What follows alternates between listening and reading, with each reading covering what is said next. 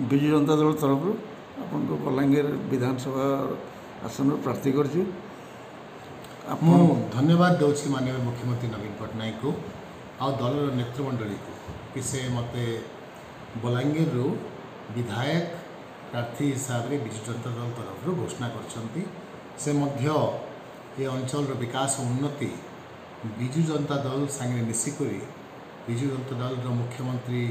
नवीन पट्टनायक आशीर्वाद द्वारा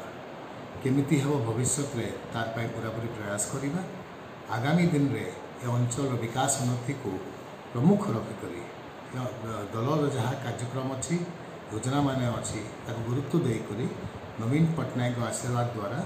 ये अंचल विकास उन्नति आम निश्चय करवा और एटा को देखिक बलांगीर लोकंर आशीर्वाद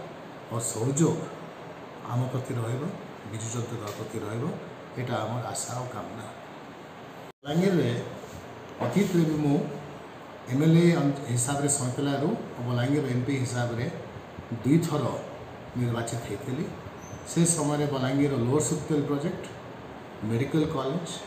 NH bypass Khurda Balangir railway line Balangir तरफ काम आरंभ करवाटा तार संगे संगे PWD ring road Balangir town पानी सप्लाई बलांगीर विभिन्न अनुष्ठान मान को आने होटेल मैनेजमेंट इंस्टीट्यूट जी बापा यू सिंह आनी तार अपग्रेडेसन तार संगे संगे राजेंद्र कॉलेज को राजेंद्र यूनिवर्सिटी करने लगी या पदक्षेप निता तार अभिज्ञता अनुभव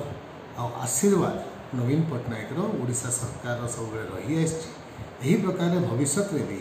आम skill development centres training Balangir युवक निजुक्ति करने लगी बलांगीर चाषी को ट्रेनिंग करने लगी एजुकेशनल फैसिलिटी जाना लगी उचित पदक्षेप नेबा ये अंचल में केमती युवक माने भल आकार में निजुक्ति पाइबे गोटे हायर एजुकेशनल सिस्टम और इंस्टीट्यूशंस केमती आनिबा तापाई प्रयास करबा। मु जब सांसद होते बलांगीर रे मेडिकल कॉलेज राजेंद्र कॉलेज को university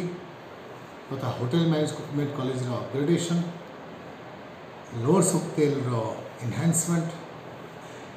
Khurda Balangir railway line को बलांगीर तरफ आरंभ कराई तुसरा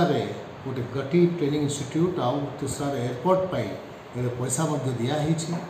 तेणु सार्वजनिक हिसाब से होलसम डेवलपमेंट करने लगी ऑलराउंड कंप्लीट डेवलपमेंट करने लगी बलांगीर आम मैंने चेष्टा कर अतीत रे अनेक कामटा भविष्य में अनेक कामटा करवा ठीक।